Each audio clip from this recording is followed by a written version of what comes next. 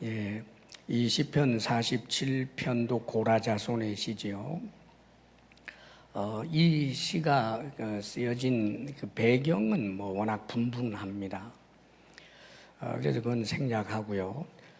다만 이제 이 시가 아마도 법궤가 이제 시온산 성막에 안치되는 그 일과 관계가 있지 않을까, 이제 그렇게 추측을 하는 거지요. 그래서 그 이스라엘 백성들은 이 시를 보통 우리로 말하면 설날에 낭송을 했다고 그럽니다. 그리고 우리 기독교에서는, 특별히 초대교회 쪽에서는 이 시편이 우리 예수님께서 승천하신 것을 이제 예언했고, 그것이 이제 예수님의 승천으로 성취되었기 때문에 그렇게 보고, 특별히 이제 5절 말씀을 이제 근거로 해서 우리 초대교회에서는 주로 예수님 승천일에 이 시를 낭송하며 주님의 재림을 이제 또 소망하는 그런 이제 귀한 시편으로 쓰여졌다고 그래요. 오늘 이 시를 보게 되면 특별히 6절에는 찬송하라, 하나님을 찬송하라, 찬송하라, 우리 왕을 찬송하라. 이 6절 한 구절 안에만 찬송하라는 단어가 4번이나 나오지요. 찬송하라. 온 땅에 이 하나님 찬송하라, 찬송하라, 우리 왕을 찬송하라. 우리 하나님은 우리의 찬송을 받으시기에 합당하신 분입니다. 우리는 마땅히 하나님을 찬송해야 돼요. 노래로 찬송하고, 그 다음에 하나님을 높이는 말을 하고. 그러니까 찬송은 노래도 있고, 우리 일반적인 언어가 하나님을 높이고 덕을 세우는 말, 하나님께 영광이 돌려지게 하는 말들, 이게 다 찬송입니다. 그렇기 때문에 에베소서 5장 19절 이하에도 보면 시와 찬송과 신령한 노래들로 서로 화답하며, 그러니까 이 모임이 정말 중요한 거예요. 너희의 마음으로 주께 노래하며 찬송하며 범사에 우리 주 예수 그리스도의 이름으로 항상 아버지 하나님께 감사하며. 우리 그리스찬들은 이렇게 찬송하며 감사하며 그렇게 살아야 하는 겁니다. 골로새서 3장 16절에도 그리스도의 말씀이 너희 속에 풍성히 거하여 모든 지혜로 피차 가르치며 권면하고 시와 찬송과 신령한 노래를 부르며 감사하는 마음으로 하나님을 찬양하고. 이 개인적으로 찬양할 뿐만 아니라 이 형제와 자매들이, 믿음의 성도들이 신앙 공동체를 이루어서 모여야 하는 거예요. 그래서 서로 권하기도 하고 격려하기도 하고 또 찬송하고. 그렇기 때문에 우리가 이렇게 모여서 하나님을 예배한다라고 하는 것의 소중함을 결코 여러분들이 잊지 않아야 합니다. 예배에 대해서는 아예 목숨을 걸어야 할 만큼 가치 있는 일로 여러분들이 인정하고 믿어야 합니다. 만일 여러분이 하나님을 찬송하는 이 예배의 소중함을 가치 없게 여겼을 때는, 그러면서 한 번씩 나오는 것은 말하자면 가치 없는 일에 자신이 몸 담는 거예요. 심심해서 나온 찬송, 그래서는 안 되죠. 정말 하나님 앞에 하나님을 찬송하고 예배하는 일이 소중하다, 내 목숨처럼 소중하다, 그런 마음 자세를 가지시고, 또 하나님께서 우리나라를 아직까지 참으로 기쁘게 여기셔서 전 세계 어디에 내놓아도 손색이 없을 만큼 이렇게 예배드리는 예배 사람들이 있다는 것, 이것이 큰 복인 줄 알고, 이런 은혜의 소낙비가 내리고 있는 이때에 이 잔을 엎어놓는 바보들이 되지 않기를 바랍니다. 어느 시대를 막론하고 다 이렇게 하나님을 마음껏 찬송하며 예배드릴 수 있었던 것은 아닙니다. 우리 시대에도 이게 언제까지가 될는지도 사실은 모르는 거예요. 그러므로 예배를 소중히 여기고, 여러분 자녀들도 예배의 자리에 함께 찬송하고 그 모습을 기뻐하는 성숙한 우리 모든 그리스도인들이 되시기를 바랍니다. 아멘, 아멘. 오늘 1절도 먼저 그렇게 명령하고 있죠. 1절 말씀 함께 읽어봅니다. 시작. 너희 만민들아 손바닥을 치고 즐거운 소리로 하나님께 외칠지어다.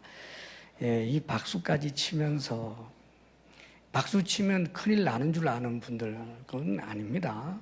또 박수를 쳐야만 된다라고 하는 것도 아니에요. 열정적으로 하나님을 찬송하고 또 즐겁게 하나님 찬송하라는 말이죠. 즐거움, 우리가 신앙생활을 잘한다라고 하는 것은 주님 앞에서 즐거워하는 것입니다. 정말 주님 앞에서 뛰놀 줄 아는 거예요. 세상에서 뭐 노는 방식이 있잖아요. 근데 세상에서는 신명나게 노는데 교회에서 이 찬송을 할 때는 흥이 안 난다. 그러면 안 되죠. 그냥 춤추고 싶은데 막 부끄러워서 억제하는 수준이 돼야지. 이 찬송에는 조무지 흥이 안 난다. 그래서는 안 됩니다, 여러분. 우리 크리스찬들이 뛰놀 수 있는 마당이 예배의 자리입니다. 할렐루야. 예, 그래요. 성경에 보면 그 에벳에돔 집에 있던 그 법궤를 이제 드디어 다윗의 그 이제 성의 장막을 이제 거룩한 장막을 이제 만들고 거기에 그 법궤를 이제 옮기는 그런 장면이 사무엘 하에 나와요. 사실은 이제 거기 우여곡절이 많았습니다. 뭐 사람이 죽는 일도 있었고 뭐 그 엘리 제사장 시절에 빼앗겼던 법궤잖아요. 근데 그것이 이제 블레셋에 빼앗겼던 것이 이제 오랜 세월이 지나서 이제 돌아오게 되는 이제 그 상황인데 그때 그게 너무 좋아서 막 이제 그 악단들이 있었을 거 아니에요. 악기를 연주하는 분들, 뭐 옆에 음악이 있고. 그런데 그 앞에서 이 다윗이 에봇을 입고 아예 힘을 다하여 춤췄다고 해요. 노래하고 춤추고. 얼마나 열정적으로 일국의 왕이 이제 그렇게 한 거예요. 그러다 보니 뭐 속살도 보이고 좀 그러지 않았겠습니까? 그런데 그 모습을 이제 이 다윗의 아내 미갈이 왕궁 이제 창으로 이렇게 보고 아니 그 좋을 때 좀 나가서 함께 찬송하면 좀 좋아요. 자신은 스스로 외인처럼 돼버린 거 아닙니까? 그래서 이렇게 보다가 보니까 자신의 남편 다윗이 춤추는 모습이 너무너무 채통 없이 보인 거예요. 왜냐하면 미갈은 공주 출신이잖아요. 사울의 딸이란 말이에요. 그러니까 이 궁중 법도에 익숙해져 있고 하다가 보니까 아마 이 다윗을 경박하게 봤나 봐요. 그래서 마음속에 업신여겼더라. 성경은 업신여겼다라고 표현이 돼요. 그런 마음으로 이렇게 여러분 업신여겼어요. 그러나 내뱉지는 않았어요. 아직은 기회가 있는 겁니다. 업신여겼더라도 아유 내가 어찌 이런 마음을 갖냐고 털었으면 좀 좋았는데 다윗이 가족들을 축복하려고 그러니까 다윗이 자기 가족을 축복하기 위해서 법궤를 안치하고 난 다음에 너무나 좋아서 이제 자기 가족을 축복하기 위해서 제일 먼저 찾아온 대상이 누구냐? 미갈이었단 말이에요. 그래가지고 미갈에게 축복하려고 딱 들어왔는데 축복의 축자도 말하기 전에 아이고 이 미갈이 이렇게 펄썩 얘기하는 거예요. 이스라엘의 위대한 왕께서 염치 없는 자와 같이 속살을 드러내고 계집종들 앞에서 춤을 췄다라고 조롱을 하는 거예요. 그러니까 다윗이 하는 말이 내가 한 것은 하나님 앞에서 한 것이니라. 나는 앞으로도 하나님 앞에서 뛰놀리라. 내가 낮아져서 아무리 미천해져도 네가 말한 것처럼 그렇게 되지 않고 계집 종들은 오히려 나를 높일 것이다. 그러니까 무슨 말이에요? 저 천하디 천한 네가 비웃고 있는 그 계집 종들은 나를 인정할 거다. 다시 말하면 왕비라고 거들먹거리는 너는 나를 인정하지 않아도 하나님을 경외할 줄 아는 저 미천한 계집종들은 오히려 나를 높일 것이다. 그리고 성경에는 이 미갈이 하나님께서 태의 문을 닫으셔서 자녀를 생산하지 못하게 되었다고 기록이 되어 있어요. 사랑하는 여러분, 하나님을 찬양하는 열정을 이해 못하는 것, 불행한 사람입니다. 하나님을 찬송하는 열심에 사로잡혀 있는 그 열심이 가소로운 사람은 오히려 그가 하나님 앞에 가소로운 사람입니다. 우리는 정말 영과 진리로 힘을 다해 예배하는 자가 내 곁에 있다면 오히려 그를 칭찬할 것이요, 나 역시 그렇게 되기를 부러워하는 마음을 가져야지. 목숨 걸고 예배에 참석하고 어떤 일에 복잡하고 중요한 일들 가운데서도 예배의 우선순위를 정하고 열과 성의로 하나님을 찬양하는 그런 사람을 존귀하게 여길 수 있는 우리 모두가 되기를 바랍니다. 그리고 우리 자신이 언제나 하나님을 즐겁게 찬양하는 사람, 다윗과 같은 그런 심정을 우리도 가져서 나는 하나님 앞에서 힘을 다해 노래하고 하나님 앞에서 뛰놀겠다, 그런 예배자가 되시기를 축복합니다. 아멘. 우리가 하나님을 찬양할 이유들이 이제 쭉 나옵니다. 먼저 2절 말씀도 읽어볼까요? 시작. 지존하신 여호와는 두려우시고 온 땅의 큰 왕이 되심이로다. 우리 하나님은 지존하십니다. 지극히 존귀하신 분 하나님이십니다. 비교할 수 없이 아주 존귀한 분, 그분이 우리 하나님입니다. 세상 사람들은 모르지요, 하나님이 존귀하다라고 하는 것. 그러나 저와 여러분은 압니다. 그러므로 사랑하는 여러분, 하나님은 현재 하나님을 존귀한 줄 모르는 저들에게 예배받기를 원하시는 것이 아니고 하나님이 존귀한 줄 알고 있는 우리들의 찬송 받으시기를 원하시는 겁니다. 지존하신 분인 줄 알면서도 어찌 우리가 하나님을 찬송하지 않을 수 있겠습니까? 그리고 이 하나님은 두려우신 분입니다. 두려우신 분이기에 찬송합니다. 사람을 찬송하는 것과 하나님을 찬송하는 것은 다릅니다. 때때로 인간 역사에 보게 되면 하나님이 받아야 할 그 찬송을 인간이 받는 경우들이 있지요. 그가 가진 권력으로 사람들을 두렵게 하고, 그가 가지고 있는 강력한 갑질로 의리되고 정말 힘없는 자들에게 두려움을 자아내게 하면서 억지로 찬송하게 하는 일들이 인간 역사 속에는 많이 있었습니다. 그러나 사랑하는 여러분, 그들이 아무리 두려워할 만한 그런 대상처럼 보인다고 할지라도 하나님과 비교할 수는 없습니다, 여러분. 사실 히틀러와 같은 자가 강력하게 나섰을 때 그 앞에서 많은 사람들이 두려워 떨었습니다. 저 북한 쪽에 김일성이라든지 그 정권 앞에서 얼마나 많은 북한 주민들이 벌벌 떨었습니까? 그 두려움이 지나쳐서 그저 한번 터치하면서 미소 한 번만 보내줘도 감격해서 눈물까지 흘릴 정도였다라고 합니다. 왜요? 두렵기 때문이죠. 두렵기 때문에. 그래서 그를 찬송합니다. 그러나 우리는 잘 압니다. 히틀러도 죽었고 김일성도 죽었고 그 어떤 권력자도 사람을 두렵게 할 만큼 대단해 보이는 그 사람들도 죽음 앞에서 죽을 수밖에 없는 존재, 두려운 존재인 것 같지만 알고 보면 아무것도 아닌 존재. 그러나 우리 하나님은 하늘과 땅과 그 가운데 모든 것을 창조하신 창조주 하나님입니다. 창조주 하나님 앞에 피조물된 인간은 근원적으로 두려워할 수밖에 없는 거예요. 사실 우리 인간들은 하나님이 만들어 놓은 피조물 가운데 대단한 장관, 엄청난 그런 산을 보면 그 산 앞에서 경건한 마음을 가지고 두려운 마음을 갖지요. 그래서 고래로부터 산신령이 있다는 생각도 하고 산에 가서 제사 지내고, 지금 이렇게 과학이 발달해도 여전히 저 산들에 가보게 되면 이 제사 지낸 흔적들이 있습니다.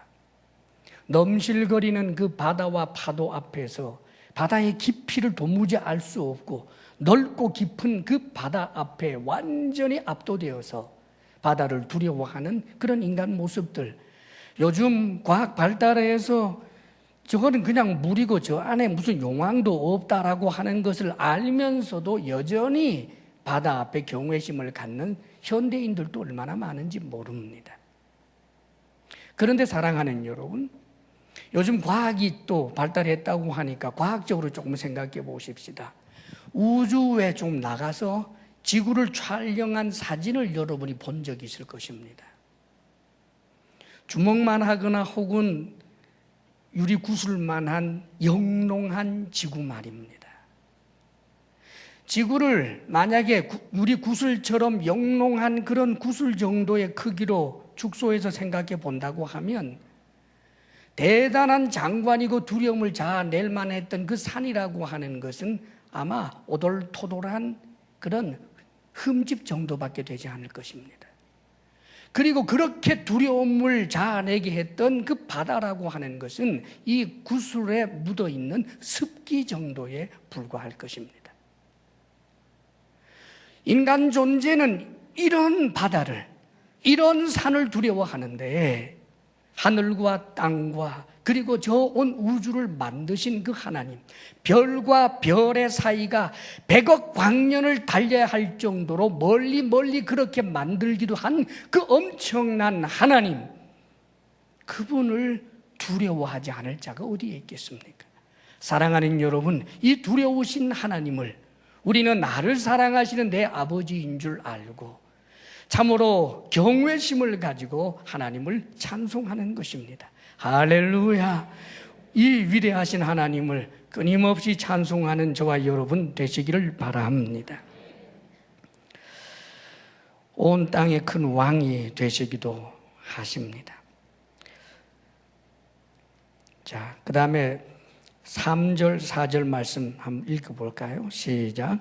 여호와께서 만민을 우리에게, 나라들을 우리 발 아래에 복종하게 하시며 우리를 위하여 기업을 택하시나니 곧 사랑하신 야곱의 영화로다. 자, 3절의 이 찬송의 이유가 여호와께서 만민을 우리에게, 나라들을 우리 발 아래에 복종하게 하시며, 그래요. 그게 이제 찬송의 이유 중에 하나로 지금 시편이 노래하고 있지요. 근데 여러분, 사실 이스라엘 역사상 이스라엘이 만물을 그렇게 복종한, 만민을 복종하게 한 그런 역사가 얼마나 될까요? 이렇게 노래는 했지만 실제로 이스라엘 역사에 최고 정점을 찍었다라고 할 때가 다윗과 솔로몬 시대인데, 다윗과 솔로몬 시대의 주변의 여러 부족 국가들을 제압을 해서 그저 가지게 된 영토라고 하는 것이 이 남한 땅만도 못합니다. 그리고 사실상은 이스라엘의 그 역사라고 하는 것이 남의 나라에 계속해서 침탈당하고, 그리고 강대국들의 눈치를 보면서 그렇게 지나온 역사 아닙니까? 뭐 나라들을 복종하게 한 적이 별로 없다 그 말이에요. 그럼 이 말씀은 도대체 뭔가? 지금 이 시편 기자는 앞으로 이렇게 될 것을 내다보며 했을 겁니다. 여기 복종하게 하시며 라고 말할 때 이게 이제 그 미래 완료라고 하는 시제예요. 그러니까 미래를 내다보면서 하는 겁니다. 이제 그렇게 될 것이다 라고 하는 거예요.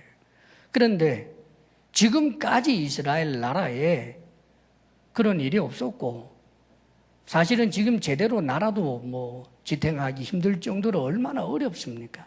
2000년간 나라 없이 살았고 말이죠. 이게 도대체 뭐냐 말이죠.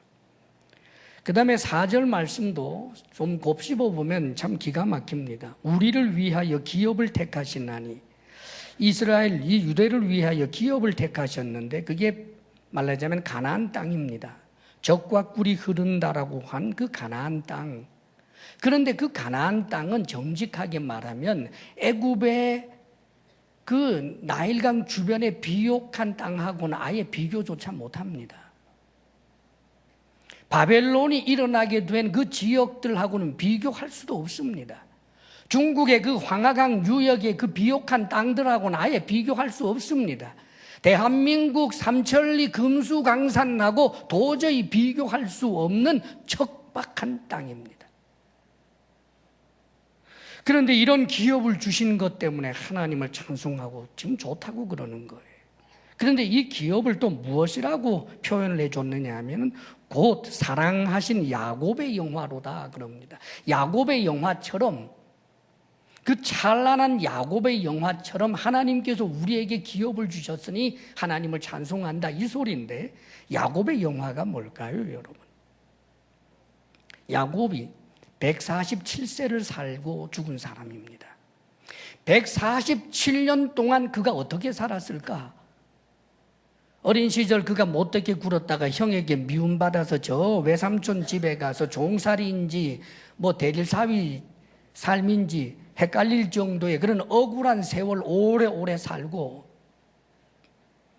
드디어 나중에 나올 때 돈을 좀 많이 가지고 큰 부자가 되었다라고 하지만은, 그러나 그 시대에 이방인들 가운데 족장들은 대부분 야곱보다 더 부자였습니다. 야곱이 가나안 땅에 정착해 살면서도 가나안 그 원주민들의 세력 있는 사람들의 눈치를 보며 살 수밖에 없었고, 나중에 그 말년에는 말입니다, 사랑하는 아들 요셉이 짐승에게 뜯어 먹혔다고 생각을 해서 가슴 치는 한숨의 세월로 백발을 보낸 사람입니다. 나중에 죽었다고 했던 그 요셉이 살아나서 이집트의 총리가 되었다는 소식을 듣고, 그래서 130세쯤 해서 그때 바로 왕을 만나요.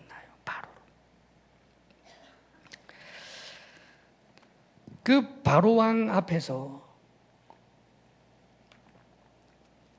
당신 나이가 몇이냐 묻고 어떻게 살았느냐라고 물었을 때 이 야곱이 바로 왕에게 한 말이 험악한 세월을 보냈나이다. 그래서 그때부터 그 이집트에서 아들 요셉의 덕으로 평강한 삶을 좀 살다가 결국은 147세에 죽었어요. 야곱의 영화 뭡니까, 여러분?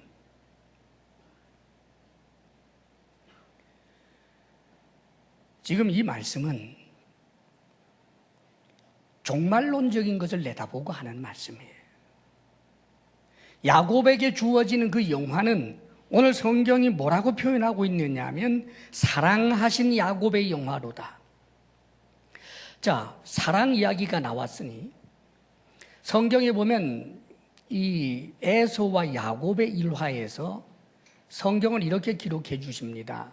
하나님은 에서를 미워하고 야곱을 사랑했다. 나중에 신약 성경이 그걸 그렇게 해석을 해줘요. 에서는 미워했고 이 복중에 있을 때부터 야곱을 사랑했단 말이에요. 그런데 여러분, 에서와 야곱 중에서 이 땅에서 삶을 가지고 볼 때 누가 더 영화로웠는가? 야곱이 부자였지만 에서는 더 부자였고, 이 에서는 족장 중에 족장이어서 나중에 에돔의 말하자면 조상이 되는데, 이 에서가 있던 시절부터 강력한 세력을 구축하고 살았던 사람, 왕처럼 살았던 사람이 에서예요. 오히려 하나님이 미워한 에서가 더 영화롭게 살고, 하나님이 사랑한 야곱은 147년 동안 정말 험악한 세월을 보냈나이다 할 정도의 삶을 살았는데, 그래도 야곱이 영화로운 사람입니다. 왜냐하면 종말 때문입니다. 여기 성경은 우리를 위하여 기업을 택하시나니라고 말할 때 이 택하시나니라고 하는 것도 이 미래 완료형이에요. 그러니까 야곱의 영화는 무엇이냐 하면 야곱으로 말미암아 일어나게 된 그 이스라엘, 우리로 말하면 영적 이스라엘, 그래서 하나님께서 주시는 영원한 기업, 저 척박한 가나안 땅이 아니라 진정한 땅, 하나님의 나라, 그리고 하나님께서 주시는 종말론적으로 우리에게 허락하시게 될 영원한 영화, 말하자면 영적인 야곱의 후손인 우리를 포함해서 영적인 이스라엘이 누리게 될 그 영화에 대해서 말씀해 주고 있는 것입니다. 할렐루야. 그렇기 때문에 사랑하는 여러분, 우리는 찬송할 이유가 구약의 백성들보다 얼마나 더 선명한지 모릅니다. 사실 예수님을 믿지 아니하는 이스라엘 백성들이 신앙을 가진다는 것이 너무 힘들어 보입니다. 하나님이 약속하신 말씀들이 제대로 이루어진 것 같지가 않아요. 그래서 사실상 지금 저 유대 땅에 놀랍게도 유대인들이 무신론자가 얼마나 많은지 모릅니다. 이 유대인들 가운데서 문화적으로는 그들이 동질성을 가지면서도 정말 하나님 살아계신 것을 믿느냐라고 할 때 수많은 젊은이들이 하나님 살아계심을 믿지 않는 현실이 실제로 유대인들 가운데 일어나고 있습니다. 믿기가 얼마나 어렵냔 말이에요. 하나님을 믿으면 복 주신다라고 얘기했는데 그 복이 그들은 전부 현세적인 복을 생각을 했는데 그게 그렇게 되지 않는 게 너무 많더라 그 말이에요. 그러나 저와 여러분은 신약 성경이 있습니다. 우리에게는 예수 그리스도가 있습니다. 예수 그리스도를 통하여 우리에게 주어지는 저 영원한 종말론적 그 약속은 반드시 우리에게 이루어질 아름다운 약속입니다. 할렐루야. 그러므로 사랑하는 여러분, 우리는 우리에게 주어질 이 야곱의 영화, 하나님이 선택한 자에게 주시는 그 엄청난 영화를 우리는 소망을 가지고 살아가고 있는 것입니다. 그런데 그렇다고 해도 이 3절 말씀이 참 애매합니다. 우리 3절 다시 한번 읽어봐요. 시작. 여호와께서 만민을 우리에게 나라를 우리 발 아래에 복종하게 하시며. 자, 이것을 우리가 영적으로 이해하고 종말론적으로 이해를 한다고 해도 과연 나중에 이제 주님께서 이제 재림하시게 되고 우리가 천국에 들어가게 될 때 만민을 또 나라들을 우리에게 복종하게 하신다라고 하는데 도대체 천국 개념에 그게 좀 맞지 않는 느낌이 든단 말이에요. 그럼 도대체 이것은 무엇을 말하는 것일까?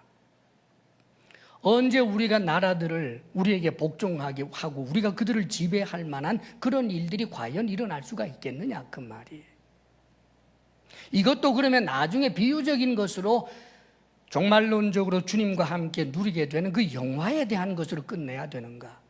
사실 그렇다고 할지라도 그때는 우리 예수 믿는 사람들이 성부, 성자, 성령 하나님과 하나가 되고 천군 천사와 더불어서 영생 복락을 누릴 뿐이지 우리가 복종시켜야 할 만민들, 우리가 복종시켜야 할 나라들은 아예 존재하지도 않는데 도대체 무슨 소리냐 이 말입니다.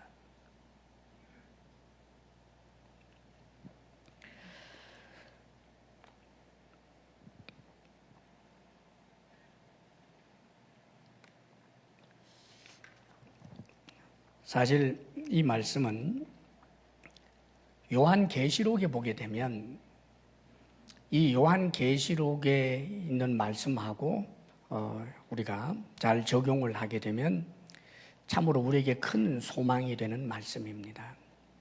요한계시록 19장, 20장, 21장을 이렇게 꼭 한번 읽어보세요. 그러면 예수님의 재림에 관한 이야기가 있고 그럼 예수님께서 재림하시게 되면서 그때 적그리스도죠. 짐승이라고 표현됩니다. 그리고 그 짐승을 돕는 거짓 선지자.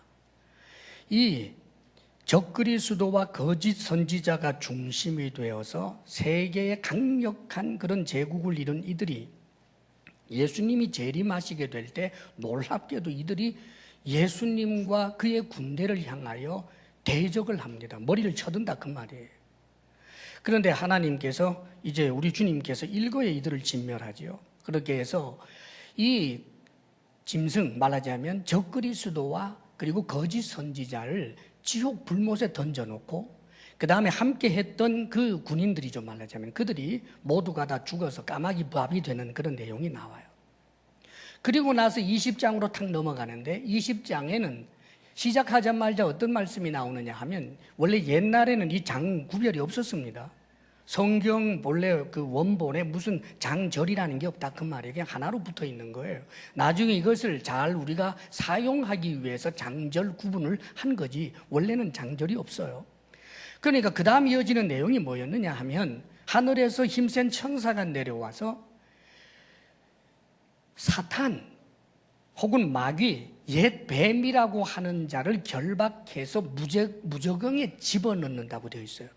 그런데 무저갱에 집어넣는데 1000년 동안 집어넣고 잠시 풀어 놓았다가 다시 이제 지옥불에 던지겠다라고 하는 내용이 거기 나오게 돼요. 잠시 노임을 받겠다라고 하는 거죠. 그래서 1000년 동안 어떤 내용이 나오느냐 하면 그 요한계시록에는 그 마귀를 결박해 해서 무저갱에다가 1000년을 가두어 놓음으로 이 마귀가 더 이상 세상 가운데서 사람들을 미혹할 수 없게 했다라고 되어 있습니다. 그러면서 그 보좌들이 쫙 보이는데 그 보좌는 누구냐 하면 순교한 사람들, 그리고 엄청난 환난 시대에도 믿음을 지켜낸 사람들, 그리고 말하자면 성도들, 이런 사람들이 그 보좌에 앉아서 예수 그리스도와 더불어 1000년 동안 왕노릇하리라 하는 내용이 나옵니다.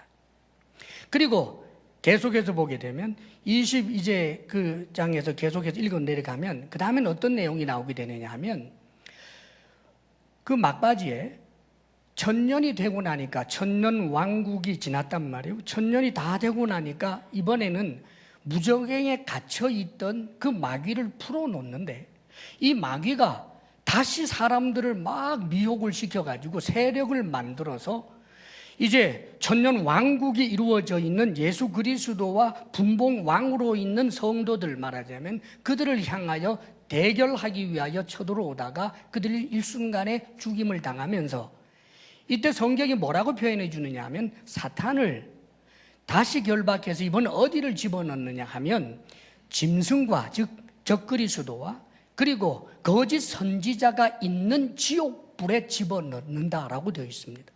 그리고 장이 넘어가면서 드디어 백보자 심판이 일어나게 되는 거예요. 큰 흰 보자, 거기에서 모든 죽은 자들이 다시 다 살아나서 안 믿는 사람들이었죠. 이들이 주님 앞에 심판을 받고 생명책에 기록되지 못한 자들이 이제는 마귀가 있고 거기 거짓 선지자가 있고 적그리스도가 있는 그 지옥불에 모두 던져진다라고 하는 것으로 성경이 쭉 기록이 되어 있단 말이에요. 그래서 이게 바로 그 유명한 천년 왕국설입니다. 그런데 이 천년 왕국에 대해서는 사실상 많은 학자들의 의견들이 좀 분분해요. 저도 이것 때문에 신학생 시절서부터 늘 고민해 왔습니다. 어느 쪽을 붙잡아야 될지 정말 힘들고 어렵더라 그 말이에요. 여러분들도 고민 좀 해보세요. 서로 좀 다르다고 해서 이것을 이단이라고 한다거나 그래서는 안 됩니다. 왜냐하면 요한계시록에 나오는 많은 내용들이 상징과 또 이 비유적인 것들이 워낙 많기 때문에 그래서 함부로 이제 정죄하는 그런 짓을 해서는 안 돼요. 다만 제 입장과 그다음에 여러분들이 조금 소개를 해주고 싶어요. 그 전천년설이라고 하는 것은 천년 왕국 이전에 예수님이 재림한다. 그래서 뭐라고요? 전천년설이에요. 천년 왕국 이전에 예수님이 재림한다. 조금 전에 제가 여러분들에게 설명한 이야기고 요한계시록의 내용을 문자적으로 보면 그게 가장 합당해요. 그 흐름이 틀림없이 그렇게 되어 있어요. 그 다음에 여기에 대해서 후천년설이라고 하는 것이 있습니다. 그러면 천년 왕국 이후에 예수님 재림한다. 그래서 후천년설이에요. 그런데 이 후천년설은 당장 성경 말씀하고 바로 충돌을 해요. 그렇기 때문에 이 후천년설은 별로 취급을 안 합니다. 요즘 학자들도. 그런데 가장 많이 또 사람들이 지지하는 게 뭐가 있느냐 하면 무천년설이에요. 그러니까 이 천년이라고 하는 그 시간 자체를 상징으로 보고 천년이 없다. 그런 의미에서 무천년설입니다. 그래서 예수님께서 십자가에 못 박혀 죽으시고 부활하신 때로부터 시작해서 예수님 재림하실 때까지 그 시간 전부를 천년으로 보고 긴 세월로 보고, 그래서 이제 이 예수님 재림하게 되면은 그러면 이제 그때 영원한 하늘나라가 된다, 이렇게 이제 주장하는데, 이 무천년설의 문제는, 자 그렇다면 성경에는 분명히 이 마귀를 천년 동안 감옥에 가두었다라고 하는 내용이 있는데, 그렇다면 이 천년 동안 예수님이 승천하시고 재림하시는 이 기간 동안에 이 마귀는 무저갱에 갇혀 있다라고, 그래서 사람들을 미혹할 수 없게 된다라고 성경에는 기록이 되어 있는데, 그럼 이걸 어떻게 이해해야 하겠느냐라는 질문에 대해서 그것을 지지하는 학자들의 변은 이거예요. 뭐냐 하면, 무저갱에 갇힌다라고 하는, 무저갱이라고 하는 어떤 공간이 있어서 집어넣는 게 아니고, 무저갱에 갇힌다라고 하는 것은 마귀를 약화시킨 것. 그래서 약화시켰기 때문에 적극적으로 강력하게 이 성도들을 미혹하지 못하게 한다, 이렇게 이해를 하는 거예요. 그리고 동시에 그렇다면 천년 동안 그리스도와 더불어서 성도들이 왕노릇한다라고 했는데, 그렇다면 과연 우리 성도들이 예수님이 승천하시고 예수님 재림하실 때까지 이 땅에 살고 있던 성도들이 정말 왕처럼 살았느냐, 여기에 대해서 우리는 왕 같은 제사장 아니냐, 이렇게 이야기를 합니다. 자, 그런데 성경을 사실 여러분들이 요한계시록 19장에서부터 21장까지 쭉 읽어가면서 좀 더 하나님 앞에 기도하면서 잘 읽어보기를 바라는데, 이것은 제가 다른 설교할 때처럼 그냥 강력하게 하나님의 말씀이라고 그냥 이야기를 못합니다. 그러나 이 지금까지 말한 무천년설과 그 다음에 이 전천년설은 다 하나님의 말씀을 근거로 해서 주장하는 것이기 때문에 붙들고 우리가 신앙생활을 해도 문제가 될 것은 없습니다. 다만 저는 전천년설을 지지합니다. 사실 이 지지한다는 선언을 제가 이제 60 넘어서 이제 처음 하는 거예요. 저는 정말 고민 많이 했습니다, 여러분. 30대부터 이거 고민했어요. 그럼 왜 그렇게 생각을 하게 되었느냐 하면, 모든 편견을 내려놓고 1차적으로 성경을 읽으면 이것은 상징이라고 말하기가 좀 언짢아요, 아무리 봐도. 그리고 무슨 소리냐 하면, 마귀가 지금 무저갱에 갇혀서, 말하자면 천년 왕국 시절에는 무저갱에 갇혀서 성도들을 미혹하지 못하게 했다라고 성경이 되어 있는데, 무천년설 지지하는 사람들이 마귀가 이제 제한을 받았다라고 하지만 사실 성경에 다르게 그렇게 지지하는 데가 한 군데도 없어요. 마귀는 지금도 끊임없이 적극적으로 사람들을 미혹시키고 있단 말입니다. 마귀가 하늘에서 불이 내려오게 한다든지, 뭐 지진이 마음대로 나게 한다든지, 이 세상에 전쟁이 마음대로 터지도록 제멋대로 할 수 없도록 하나님이 섭리하고 단속하는 건 사실이지만, 사람을 미혹시키고 유혹하는 일들은 지금도 적극적으로 하고 있는 것이 성경에 다 기록이 되어 있는 내용이란 말이에요. 어디에도 사탄은 지금 상해를 입어가지고 그래서 미혹을 잘 못한다라고 되어 있는 부분이 없고, 요한계시록에는 아예 미혹을 하지 못한다라고 되어 있다는 말이에요. 그리고 기독교 지금 역사상 우리 크리스찬들이 왕 같은 제사장이지만, 제사장이라고 할 때 하나님 앞에 나아간다라고 하는 중보적인 의미가 있는 것 맞습니다. 그러나 왕 같은 제사장이라고 할 때 왕적 신분은 현실 속에서 드러난 적이 별로 없어요. 사랑하는 여러분, 오히려 왕적 신분이 기독교 역사상 드러난 적이 있지요. 가령 기독교 국가가 형성이 되고 교황 제도를 통해 가지고 교황이 이 세상까지 지배하는 그런 시대, 그게 과연 성경에서 말하는 그런 왕 같은 제사장의 그 의미겠습니까? 오히려 그것은 죄의 산실이 되어버리고 만 거예요. 그런 의미의 왕이 아닙니다. 크리스찬들이 이 땅에 살면서 정말 왕적인 그런 신분으로 살아본 적이 있는가? 박해당하고 업신여김을 당하고 죽고 빼앗기고 언제나 그런 삶을 살아온 것이 기독교의 역사인데, 그렇기 때문에 이 무천년설에 대해서는 제가 지지하지 않고 전천년설을 지지하는 거예요. 그리고 오늘 이 말씀도, 시편 이 말씀도 이게 문자적으로 성취되는 날이 와요. 가령 이런 거예요. 우리 주님께서도 가끔 어떤 말씀을 하셨느냐 하면 이런 말씀을 하십니다. 예수님의 제자 중에 특별히 베드로가 그랬어요. 주님, 우리가 주님을 위해서 모든 것을 다 버렸으니 나중에 우리에게 어떤 일이 있겠습니까?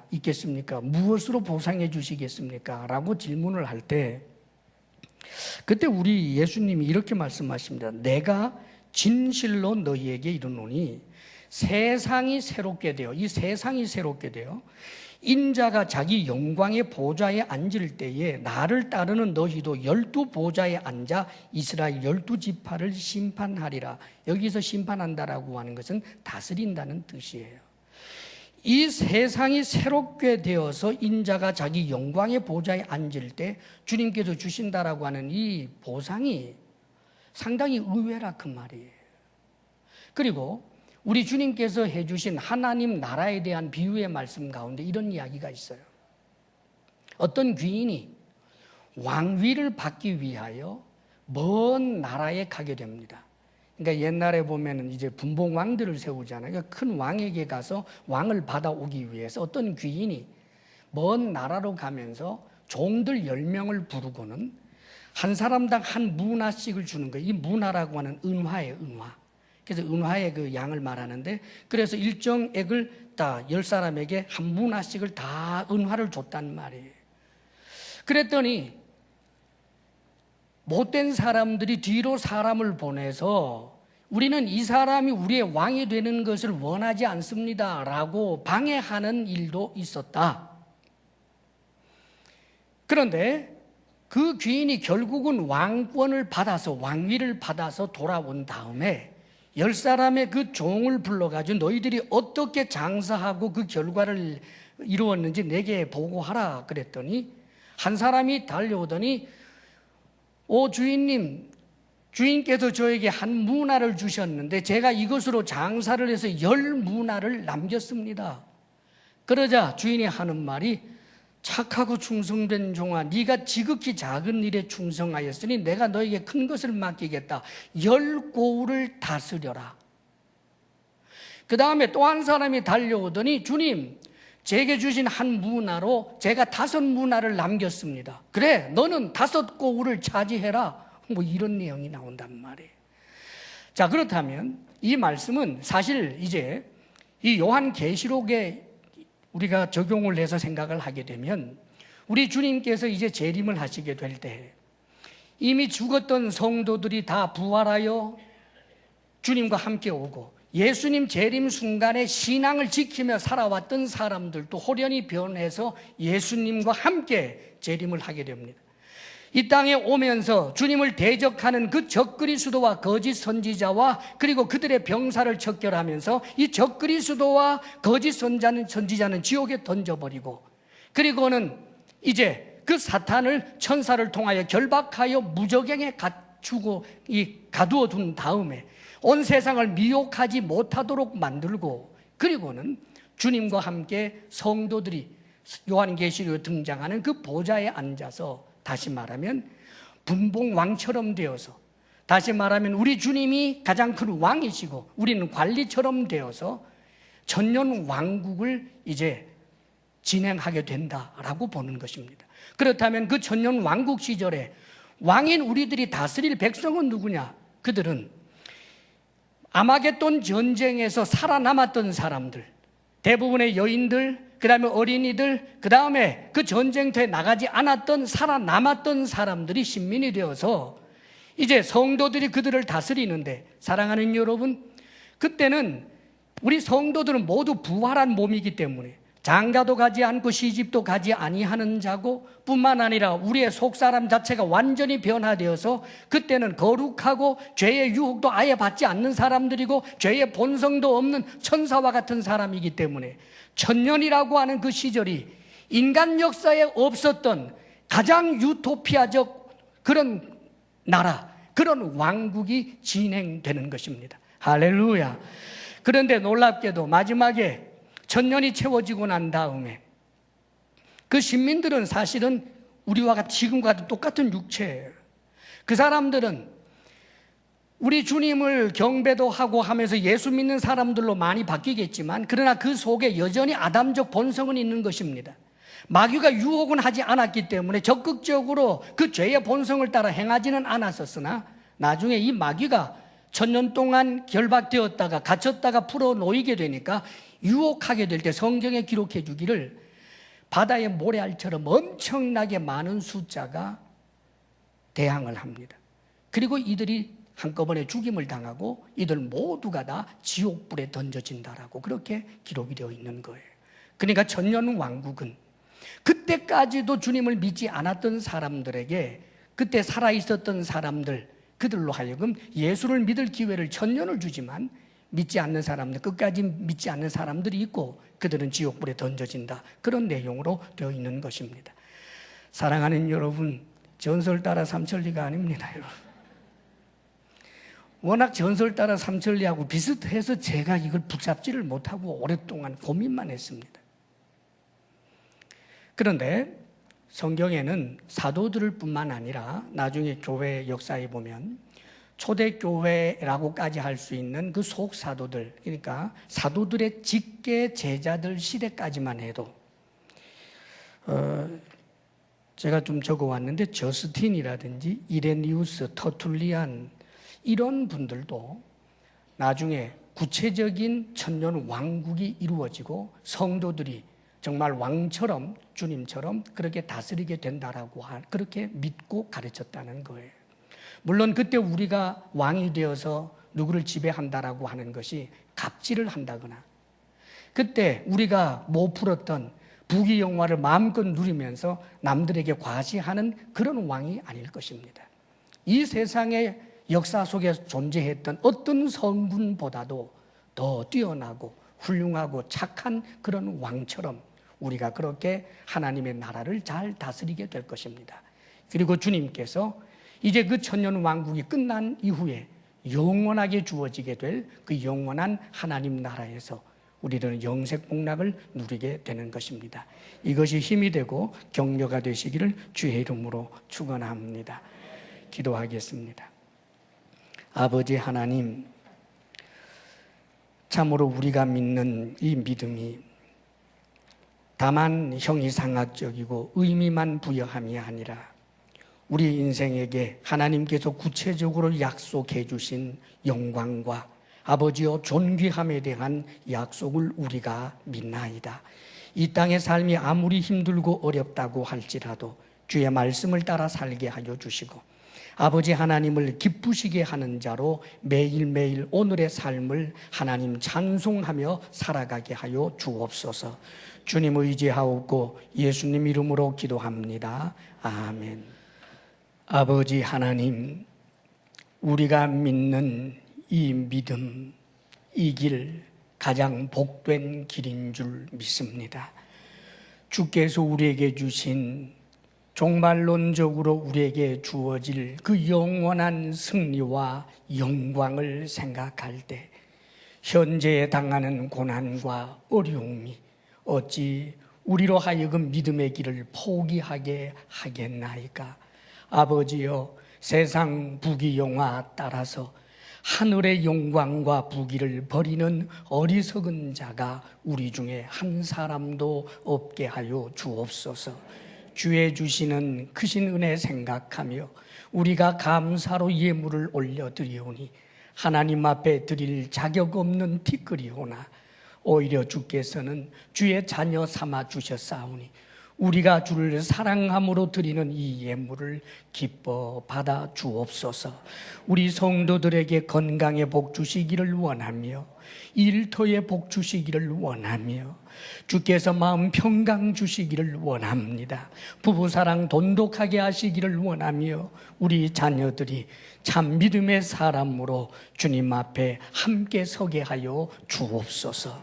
이제는 우리 주 예수 그리스도의 크신 은혜와 하나님 아버지의 한없는 사랑과 성령의 교통하심과 충만케 하심이 주를 사랑하며 찬송하며 살겠습니다 결단하며 나아가는 사랑하는 성도들 위해 이제로부터 영원토록 함께 하시기를 간절히 축원하옵나이다. 아멘.